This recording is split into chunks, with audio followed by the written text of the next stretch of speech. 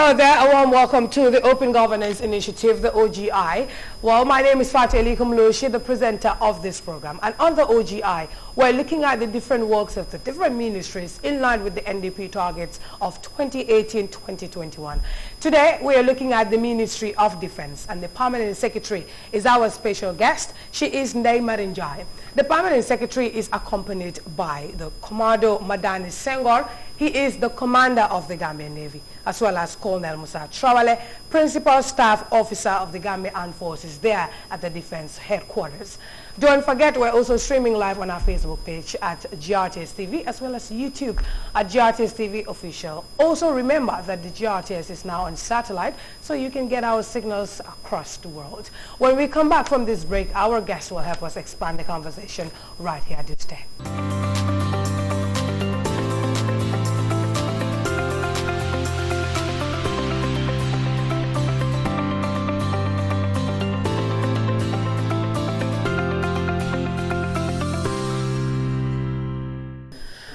Welcome back to the OGI. We're coming to you from the Gambia Radio and Television Services. My name once again is Fatu Elikumloshi, and today on the program we're looking at the Ministry of Defense. And as I mentioned in the beginning, the Permanent Secretary is already here seated, and this first guest accompanying the Permanent Secretary is Colonel Musa Trawale, Principal Staff Officer, Gambia Armed Forces Defense Headquarters. PS, you're welcome to the OGI. Assalamu alaikum, viewers. Father, thank you for having us. Pleasure. Pleasure to be with you here. Very well. Colonel, you're also welcome. Thank you very much. Assalamu alaikum, viewers. It's a pleasure to be here with you. Thank you very much. Very well. PS, let me of course start off with you to tell us really, when we talk about the Defense Ministry, what exactly are we looking at here, and which departments do you work with? The Ministry of Defense is responsible for the management and oversight functions of the Gambia Armed Forces.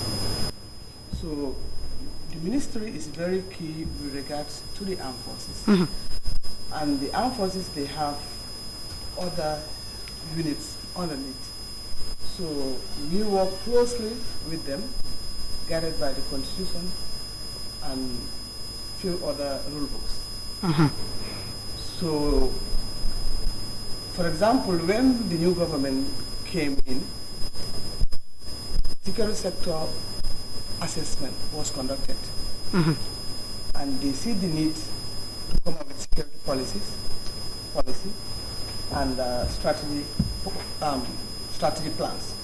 And we have the security sector reform strategy, and we have the security strategy. Mm-hmm. And after that, they have realized that there are deficits in policy frameworks. So we are moving forward to make sure that we have the right policies in place. This was largely under the presidency of the previous regime. Tell us what has changed since then.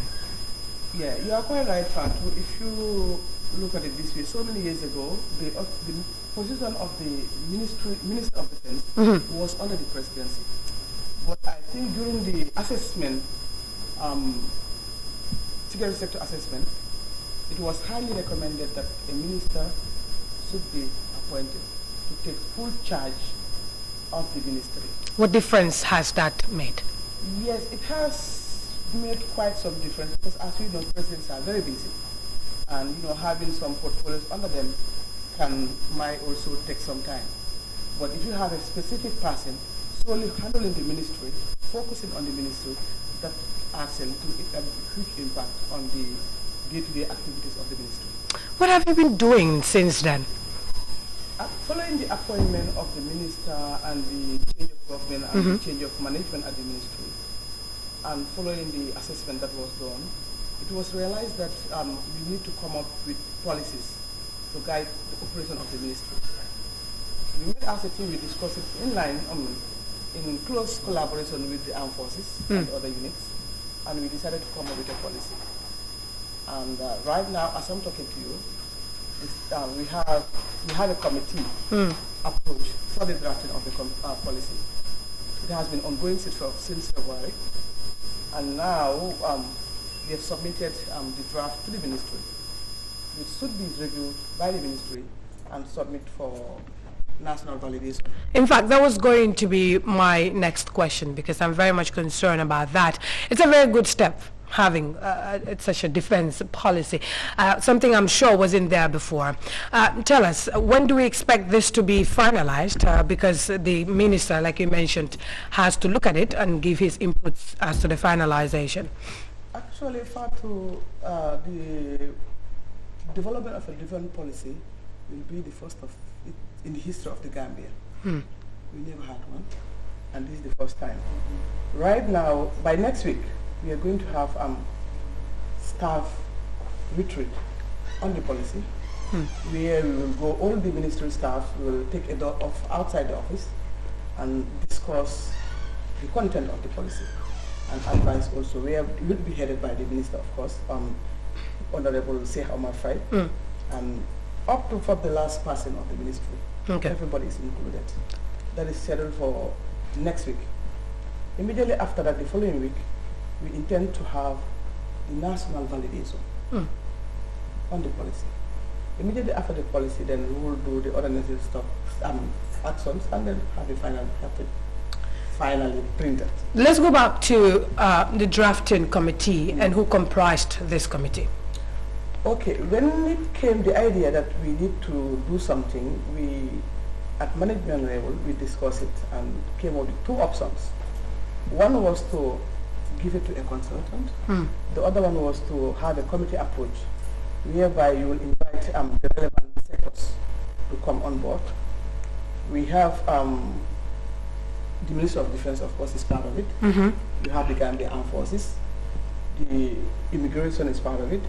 The Ministry of Foreign Affairs, Office of the National Security, and Office of the President, of course, also is part of it. We have different stakeholders, plus other service chiefs, some senior officers that have served in the Gambia Armed Forces, former military officers. So it was very much inclusive. Very inclusive. So in terms of the policy here, we're very concerned about this, right? What areas does it really address, from the issues of, you know, the defense in general, from the army, what they face with, from accommodation, from their welfare, the provision of arms and ammunition? What exactly does it look at?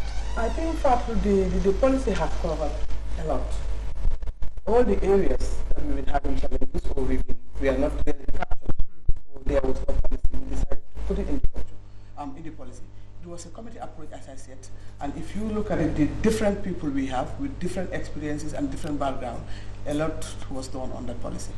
Let me just come at... is part of it, sorry. Said, right. The role and responsibility of the army vis-a-vis the Ministry of course, the role of the Ministry of Defense and other development partners. I'll come back to how it definitely addresses all these areas that we just mentioned. But Colonel, here, are you aware of this policy really, and how do you feel about it generally? Well, thank you very much for giving me the floor. I want to, first of all, thank you for having a program like this. In the sense that the armed forces, like any other organization or department, is funded by taxpayers' money. So it's therefore very important that the people whose money is used to fund the armed forces knows about what we operate on, how the money is spent. So it is a very good thing to organize such a program. Coming to your question about the defense policy, I've been privileged and opportune to be part of the Defense Policy Drafting Committee. And like she said, a lot of work has been done. A lot of things has been looked at, like looking at the military capability. Because when you say defense policy, it's more about looking at the various threats that you are faced with, and what are the capabilities that are in place. Would you say we have threats at the moment in the country? There is no country that is without threat. But what's our biggest? Internal, being it external, there are threats of different types. At your level, what's your biggest concern in terms of threats here? Well, the threats that we have is not to that level that will be of concern to the people. Every threat should be a concern. Yes, but it's being addressed. Okay. Threats are being addressed. As they evolve, they are being addressed. So it shouldn't be of concern to the people. What are some of just the normal ones that you've really been addressing on a daily basis, if they are really considered as threats, if you may put it? Well, when you look at the level of banditry in the country, it's a cause for concern. But then when it happens, we have been conducting operations, like the ongoing Operation Restore Sanity. All right. Has been one of the series of operations that we undertook. And those operations went to address those problems. So these are just part of our, in addition to our routine daily operations that we undertake. All is geared towards making sure that we have, you know, environment that is free of threats.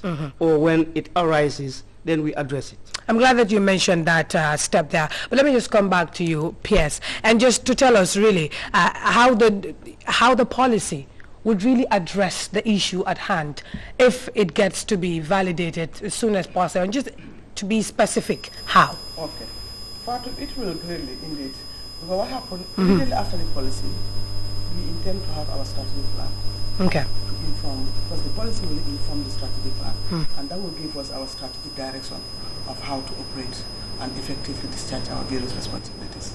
How you know, when we went round, we did realize that when it came to accommodation and just the general welfare of the soldiers, there needed to be done, a lot needed to be done, really. How does the policy capture that? Yeah, the policy, as I said, is addressing various issues, not only one, but... Does it have any immediate plans of really doing concrete interventions into these areas? In fact, the interventions are already ongoing. As we are talking, tell us, yes. As we are talking, we have the Gambia Armed Forces Engineering Unit working at the Gambia Armed Forces at Farafenye barracks with regards to the accommodation. So whilst we are doing the policy, actions have already taken place because we have realized the challenges we have with regards to the accommodation. Let's talk about our biggest strength here as a country in terms of defense. What would that be? Quite interesting because, you know, we used to operate as a ministry without any policy direction, as I said earlier. So, but I think once we have the policy, the blueprint in place, that will guide our operations. That will guide the operation of the ministry. Will that answer your question? I do think there's still, I want you to buttress on that a little, because really I do think it's important. So what you're saying, in a nutshell, is that there are still a lot of loopholes to a point that we do not know our strengths that much, would you say? Yes, we do. Our strengths, we have the human capital, the manpower, that is one of our strengths. Okay. And we have a very young army, and they are capable of discharging, but they need to be motivated and to make sure that the necessary equipment or remuneration are fully in place. And we are working towards that. Colonel, how are you taking that on? I mean, the building of capacity is very much important in this, but also the motivation, like she mentioned. Resources as well. How is that coming up from your side? With regards to capacity building, I think this is one of the fundamental area that the Armed Forces Command is concentrating on. Because we believe that if you don't have the right capacity, the expected performance of the force will not be achieved. So locally, we have the Armed Forces Training School, where we have regular conduct of training in different areas of the military field. Has that been enough? Not only that, we do have troops that we sent outside, personnel from officers, CDONCUs. As of now, I think yesterday, about 250 personnel have completed the local training, which is, a step towards further training in Turkey. So all that is part of the whole capacity building process that we have in place.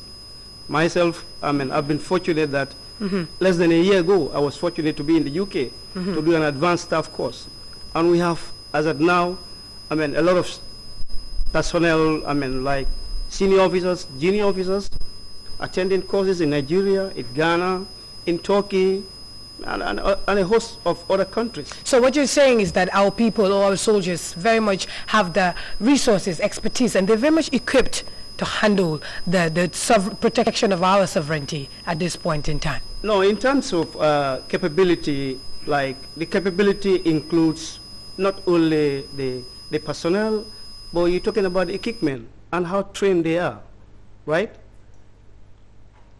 our equipment is being financed by the government of Gambia. And we know the Gambia, resource-wise, we have very limited resources. So it's like in economics, your wants are a lot, but the resources are limited. Pierce, does that explain why we have the economic in the country and that we still continue to see them, and the army, the soldiers are very much concerned about this? Because in a way they explain it as some sort of subjugation or some sort of dominance, making them feel that they are unable to do enough. Yes. How do you respond to that? Far to here, I think the economic and the Gambia Armed Forces are working together very closely. How? They do have joint patrols together, and again, most of the senior officers in the economic have served with the Gambian officers in different areas, or they train together. So they have that close collaboration. What the perception and the actuals are different, but we work together very closely. Colonel, you're a principal officer. Would you agree to that? I think to buttress that point, we have a very cordial relationship with our economic brothers. We do conduct joint patrols with them, and then we are happy with that they're here. The army, you mean the soldiers? Yeah, we're happy that the economic is here because that joint patrols that we have with them, and then we are planning to have some in-house joint training. We share some ideas. So your officers have not been concerned? The officers, the soldiers, we don't have any concern with their presence. But have you traveled to go and talk to them and really get this? Because we've been there. And we talk to these people as well. You know, sometimes it's just how the information is filtered to the locals on the ground. Within the armed forces, we don't have problems with the economic presence. We know they have been here because of an impasse that brought them here. Like, it's just like how we move to other countries like Darfur. So say for the next 5 years, Darfur, right? say for the next 5 years, Yes. we're still going to have economic here for the next 10 years. Is this something that the army is happy with? Well, if there's a need for them to be here for the next 10 years, we don't have problem with that. We don't have problem with that. Would you say? For instance, the current economic commander from the Nigerian contingent, Lieutenant Colonel Mohammed, I trained with him in Nigeria. Even this morning, I visited him. We have our liaison officers that are within the economic headquarters. They do attend their operational briefings. All that is geared towards having that cordial relationship that we have with them. So basically, we don't have problems with their presence here. Yes, I'm happy to hear that. And anytime, and let me put this across, anytime that there is the need for them to pull out, like how we did in Darfur. You remember, we've been in Darfur since 2004. We've been there for a reason. And then it's a situation arise whereby we were not needed there, we have to pull back. So if there's a situation that arises that they need to be pulled out of this country, we are ready to take over whatever responsibility that they are doing. Yes, you're happy to see an extension of their service? Actually, Fatu, that will depend on the executive to decide. Because if the presence of the ECOWAS was, ECOWAS was discussed at the head of state level, and it was expanded their duration at that level. So if they feel the need that they should go or they should stay, then they will. But as far as I know, they are serving their mandate approved or accepted by the ECOWAS. Would you say their presence would have been needed if at all we had the resources that he was talking about, that there is still a deficiency in? Would their presence still be needed? I think the situation at the time dictated their presence in the Gambia. That's why they're here. Like any other country, as he rightly said, our soldiers have served in Liberia, in Darfur, and so forth. So when their term ends, they come back. So likewise in ECOWAS, I think we are brothers and sisters from the sub-region trying to complement the efforts of the government. That's how you put it? Yes. Yes, you wanted to say something. Yes, to protest on that, I don't think it was an issue of capability that brought the economic here. What would you say it was? It was because of an impasse. And we have to understand the armed forces is an institution that is subordinate to the civil authority. And then in doing that, we have to respect the Constitution. We have to understand that ECOMIC came here as a result of an impasse, which was political. And all steps was being taken, right, to address it politically without any military intervention. That was the first step taken. And this was being handled by a body. So at that time, the military, we can't do anything just to allow the normal political process to take its place.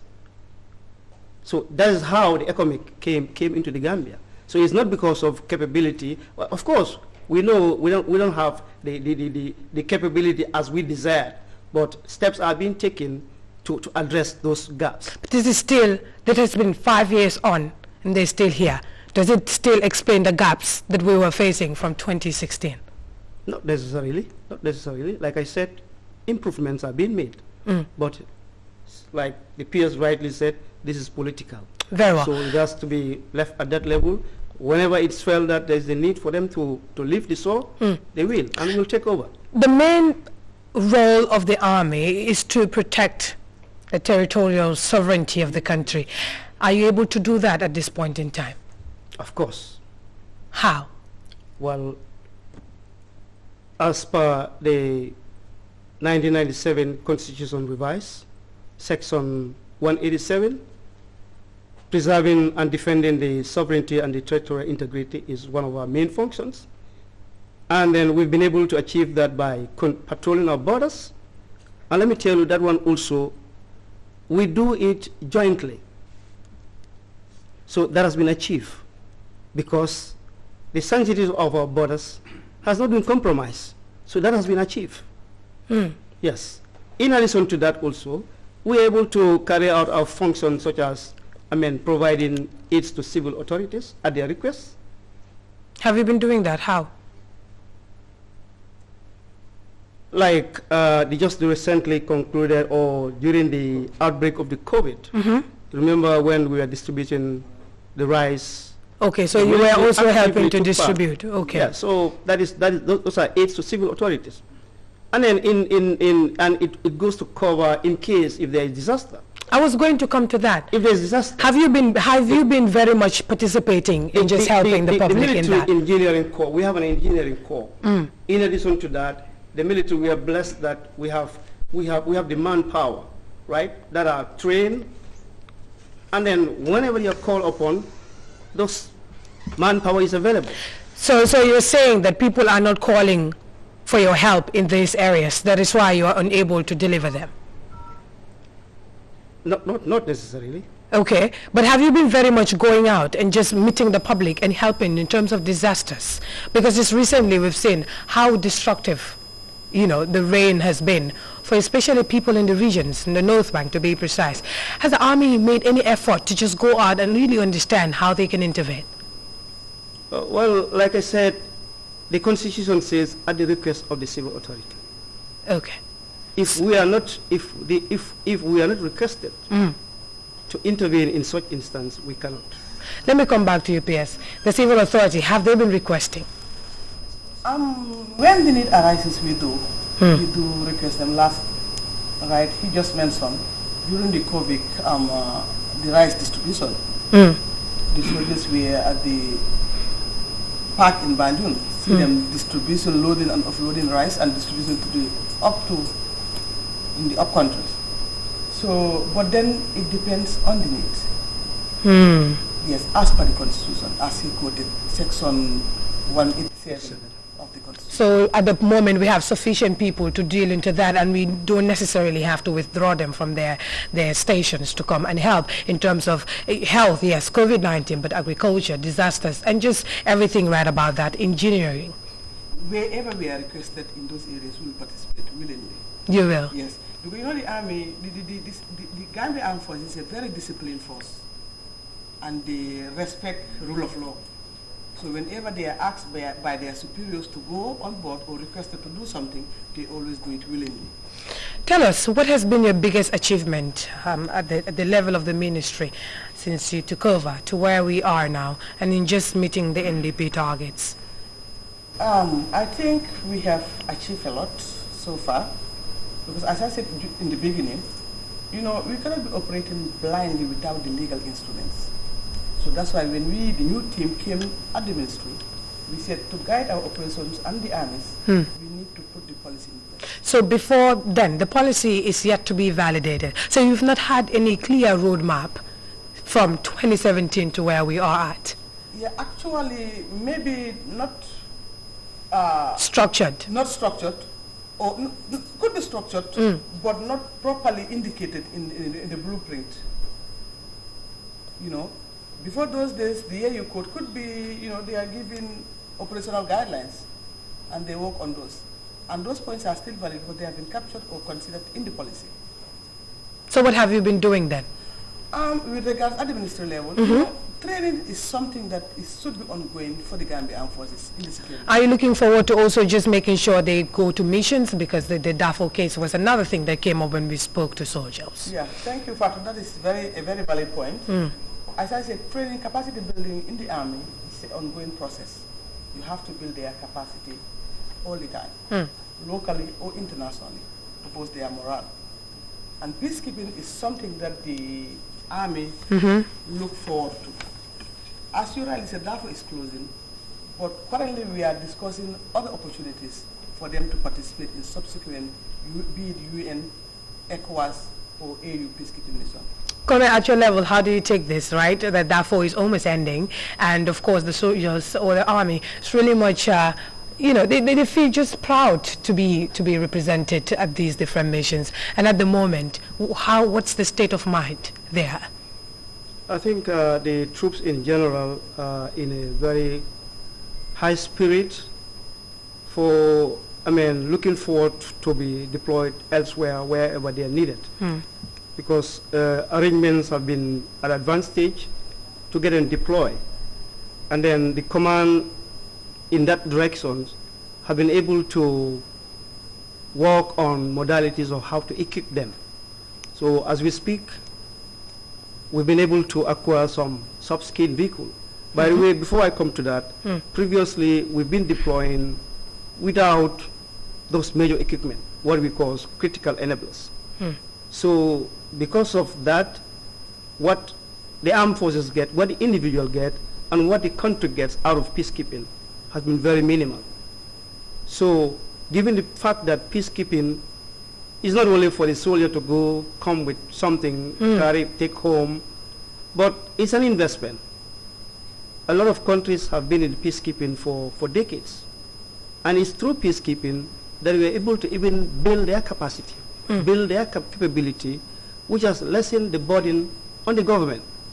So as of now, the 250 people that just graduated yesterday from the training school is part of a wider package that has been trained for a possible deployment to a peacekeeping mission that will be available. Because already arrangements are at advanced stage at the United Nations headquarters. Pledges have been made and they are accepted. So we are now just at the point of getting the necessary equipment in place.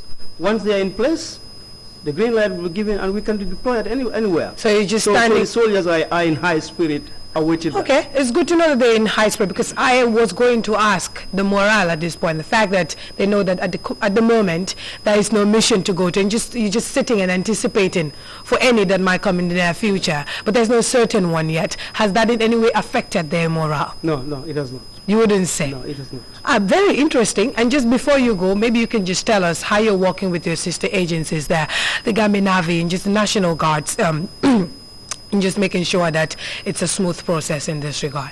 Well, thank you very much. Like you said, the armed forces, I think it's important for the benefits of our viewers and listeners that the Gambia Armed Forces comprises the Gambia National Army, the Navy, the Republican National Guard as at now, and probably as per the Constitution, any other force that could be deemed necessary to be created as per the 1997 Constitution.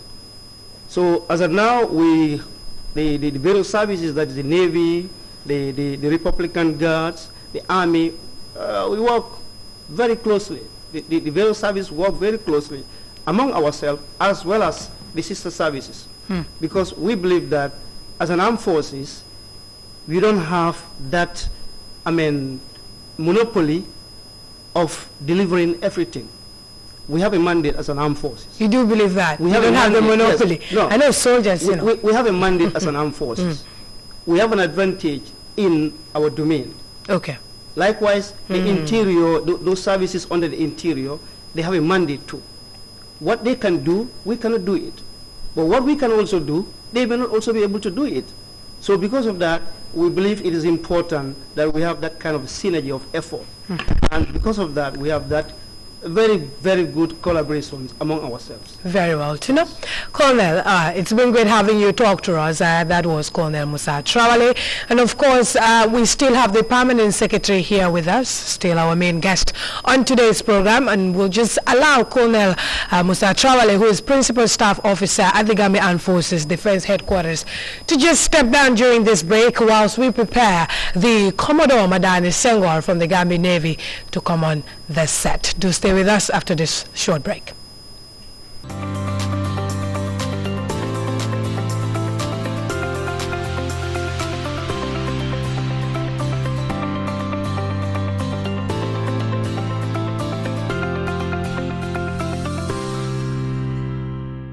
Welcome to the Open Governance Initiative. We're still here with the Ministry of Defense, and the Permanent Secretary is still here with us. Joining us now to further expand the conversation is Commodore Madani Senghor. He is the commander of the Gambian Navy, and he's joined us right now on the platform. Commodore, it's great to have you here with us. Or maybe I should just say commander. Thank you. Thank you, Fatu. Very well. Happy to be here. Right. Let me just start off by asking you to tell us really the work of the Gambian Navy and what it constitutes your mandate. Thank you very much, Honorable Permanent Secretary. Hello, viewers. The functions of the Gambian Navy and our mandate is derived from the Gambian Navy Act 1996. And as we are all aware, the Gambian Navy is an integral part of the Gambia Armed Forces. And as the Section 187 was quoted to defend the territorial integrity and sovereignty and territorial integrity of the Gambia is our core mandate. But in addition to that, we have other specific rules and functions that includes to defend the security of the coast of the Gambia, or the coastal area, and also to prevent smuggling, to prevent illegal entry and exit to the Gambia, and also to protect our fisheries resources, also to protect our marine environment, as well as to conduct certain diplomatic functions, goodwill missions, and also the reception of goodwill visits from other navies, and any other function that may be assigned by the Commander-in-Chief of the Gambia Armed Forces. These are our core mandates. Very well. And we're just specifically looking at the sea and everything you're doing around, the coastal environment. Tell us, how has that been going, especially just making sure that the fisheries sector is very much protected from illegal fishing and just, the illegal boats and resources that intervene our waters? It has been going very well, but not to the standards that we envisage, and to the highest standards that we require. Why? Simply because we are doing our patrols normally, but they are not as intensive and expansive as we want it to be. Would you say you don't have the resources, or? We have some assets, but then they are not adequate. And if you look at the maritime space, it is a very great area. It is a very wide area, and it requires sustained presence and also the domination of the area. And the maritime domain is in such a way that it cannot exist in isolation. We must collaborate with our neighboring countries and other maritime states in order to be able to confront the challenges that are coming from the maritime domain. P.S., are you aware of such challenges and what's really been done at the level of the ministry? Thank you, Fatou, for that question. I think we are working together with the Gambian Navy, the Gambian Armed Forces, closely with the ministry. In general, things will never be enough. As much as we have it, there are always room for improvement. I know, as he rightly said, we have some challenges, but we are working towards addressing those challenges with regards to make sure they are well equipped and well trained. What do we have at the moment, Commander, that's been working well for the execution of your mandate, and what exactly is lacking in making sure that that delivery is sufficient? What we have is patrol boats and also our internal watercraft and also our maritime concept of operation, and also we have our remote monitoring equipment, what we call the maritime domain awareness tools, and as well as we have our regional partners. So these are helping in mitigating the threats or the challenges that the country is facing in the maritime domain. In terms of the issue of smuggling, even people, really, have you been having such cases there? Yes, it is called the illegal migration or irregular migration. We have been facing that challenge. Lots of our youth migrating irregularly using the maritime domain, and it is not only a national challenge, but it's a regional challenge. At your end, what really determines this? What determines the illegal migration here, and how do you take on their cases? We take to mitigate the consequences, that is the loss of life.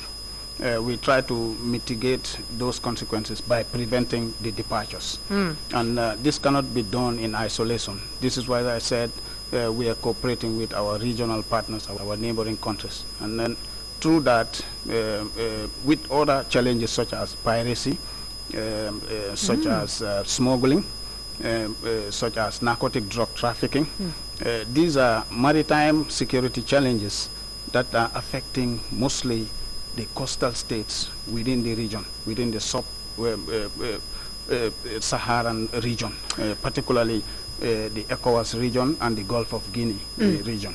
How would you say, in terms of how successful you've been so far in tackling most of these crimes? In a way, at the regional level, then I will start with that, and then I'll come to the national level. At the regional level, if you are aware of the Yaoundé architecture, that is bringing together mostly coastal states living in the littoral areas from Senegal along the coast all the way to Angola, including Nigeria and other countries. That is what is called the Yaoundé Accord that was signed by the ECOWAS and ECAS and some of the Gulf of Guinea Commission states that are not part of ECAS, but and neither ECOWAS. Well, then this accord gave birth to what is called the Yaoundé architecture. The Yaoundé architecture is a structure that was put in place in order to be able to enhance the exchange and sharing of information and to develop a common concept of operation, and also to be able to do joint operations within the region to prevent these issues of piracy or these challenges that you said. You're right. It really calls for concerted efforts, especially from the sub-region. Yes, and then we do realize that at the level of the Navy, which is the Gambia Maritime, a lot of partnerships have been coming up recently. And just how you hope that this would very much solve what we're faced with in the very short term, in just specific ways. Yes, at the national level, we are also establishing what is called our National Maritime Operations Center, where we will bring in all the national maritime stakeholders, such as the Port Authority, the Maritime Administration, the police, and the other security services that are not waterborne. But then if you look at the roles and functions of the Navy. We are doing some custom duties, we are doing some immigration duties, we are doing some national environment duties, we are doing some conservation and management of the marine life duties. And would you say that your staff have been very much professional in just the way they make sure that they're tackling crimes that are coming about? Yes, indeed. I would How say professional would you say they've been? And just ethically? We are ethically professional, and then we are very much aware that the operating in the maritime environment is not a very cheap business.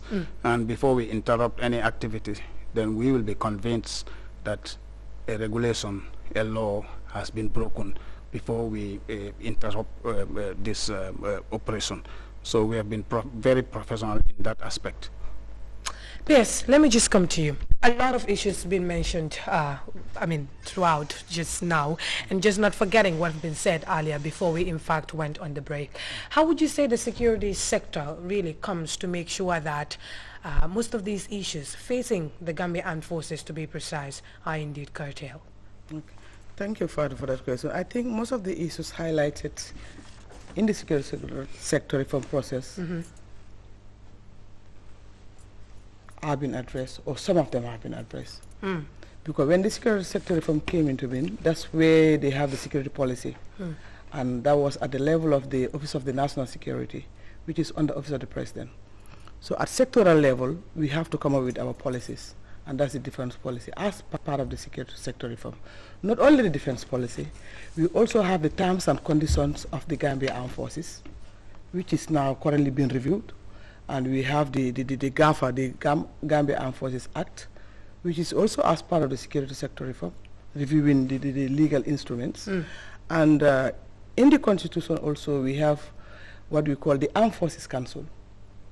It has been there since, but it's never functional. The Gambia Armed Forces Council. In fact, before you go there, would you say that the slow pace of developing and just launching the national policy or the national security policy has in any way impacted the government's ability to provide strategic direction for the reform? I think the strategic direction is ongoing. What we need to understand or accept, reform is a process, not an event.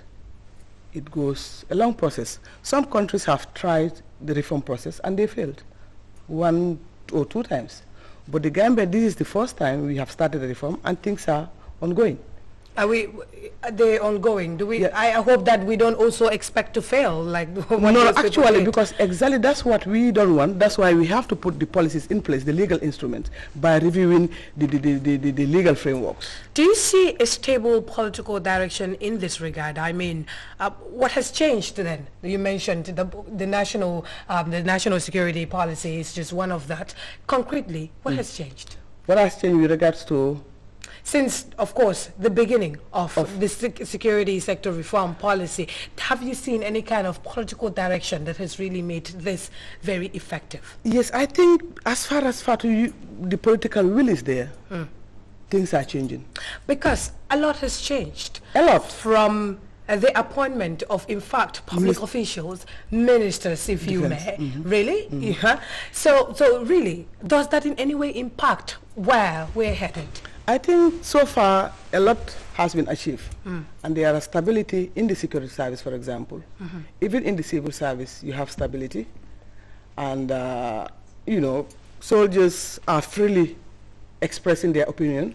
Like you used to have every 6 months or 1 year nationwide tour to all military installations, and wherever we go, we approach them tete-a-tete. They are free. It's a democratic society for them to express their opinion of how their challenges or what they feel about the system, and they come up openly to discuss with us freely.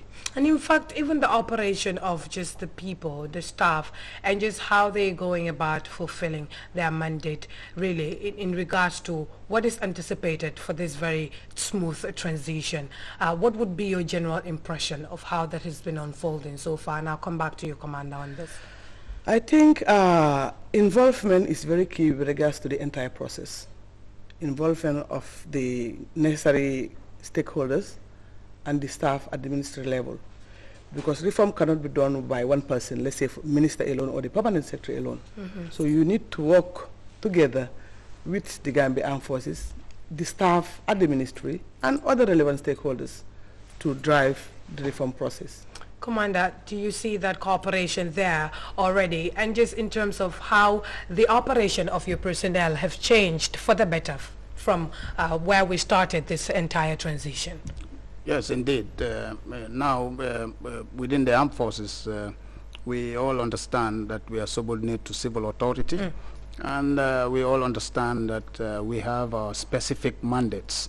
Like, for example, the Navy is responsible for maritime issues, when the National Army is responsible for the defense and territorial integrity of the states. Clear. Yes, and then also the Republican Guards, although they have police duties, they are also an integral part of the Gambia Armed Forces, and they have specific functions such as to the aid to civil authority when it comes to internal security issues. And then we're focusing on that, and then we know that as serving members of the Gambia Armed Forces, we should be seen to be apolitical. We should be seen not to be involved in political activities, and also the drive is getting this direction of being professional servicemen or professional members of the Gambia Armed Forces.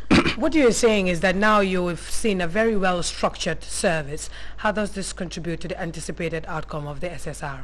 Yes, this will eventually result to a successful SSR.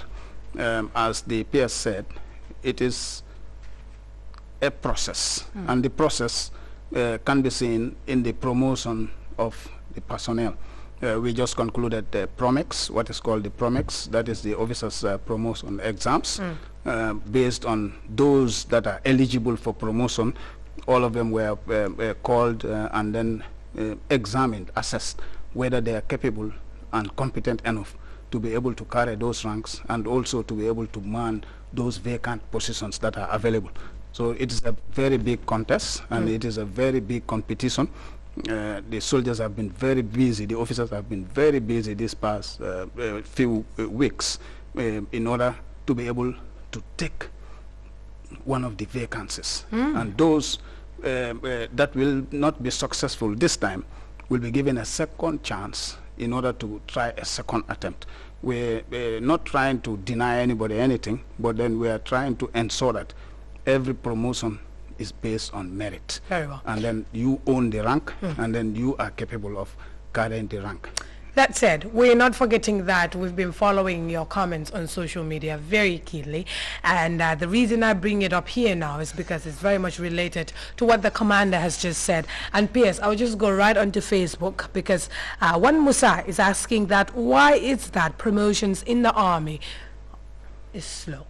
Promotions should be based on merit, and we will agree, and should not be demanded. And just like in the civil service also, there is a way of promoting people. Okay. Like the Komodo just said, right now they are they are having exams with regards to their promotions. So before they get promoted, they sit to exams first. Okay. And in fact, and it depends on your rank, because there are also some junior division course and senior division course that you have to attend. Like, for example, if you haven't attended that senior division course, you cannot be promoted to the rank of an officer, for example, right? So those are very important. So you're saying that they're not really slow. You've not been slow in the promotion, or maybe co-commander. What's happening? Would you say it's slow, or it's that the people they don't just earn it, the officials? Not necessarily slow, but then there are set criteria that one needs to fulfill in order to be eligible for promotion. How often do you promote? Is it yearly? It's a continuous process. It's a continuous process. In no specific time or season? No specific time is given. But then if you have a group of officers that were enlisted the same day, obviously their date of promotion will almost be at the same time. Because you do it by rank. Exactly. And also, it depends on the availability of the vacancies, that is based on the organizational structure, and as well as the fulfillment of certain other requirements. Very well. Yes. We just leave that at that as we're running completely out of time. P.S. Before you go, just tell us overall what has been some of your biggest achievements as a ministry and just going forward, your short-term goals. Thank you, Father. I think basically here I've mentioned most of the achievements we have achieved so far. With regards to the defense policy, I've mentioned that one. The Armed Forces Council has been in the Constitution for the establishment of the Armed Forces Council, but it's never functional. Just recently, the President, some time ago, gave the approval for the extra 2 nominated members to be in the Armed Forces Council. The Armed Forces Council is chaired by the Vice President, and the Minister of Defense also is part of it, and you have the CDS and other service chiefs, and the Permanent Secretary is part of it. And we have extra nominated people, and to be confirmed by the National Assembly. And that process was ongoing for us to inaugurate the Armed Forces Council. And the terms and conditions of service of the Gambia Armed Forces has been there since 1993, and it's never reviewed. It's just recently, it's been reviewed, and hopefully very soon it will be finalized. So we have a lot of successes to report, but some of these things that, you cannot measure them, and they are not felt as far as they are not, completed. Sometimes people jump, you want to see results right away. But before you jump to the results, there are certain requirements that you need to achieve or you need to go through before you get to the results. We hope that we can see very, very concrete results in the shortest time. But before I let you go, Commander, maybe you just tell us briefly what you aspire for in the very short term. As a member of the Gambia Armed Forces or as a Commander Gambia As the member of a Gambia Armed Forces, we aspire to have a closer relation, civil-military relations, and then we aspire to be able to fulfill our roles and mandates in line with the Constitution, respect for the rule of law, good governance, being a highly professional and well-motivated armed forces. That is the pride of the Gambian people. This is what we aspire, and this is what we are sure that we will be able to achieve in the short term. And I believe that, P.S., the rules and mandates are just what we've discussed on the show. Would you say, and just briefly to wrap it up, what would you have to tell the members of the general public? Okay, just to thank them for watching and to inform them that security is not cheap.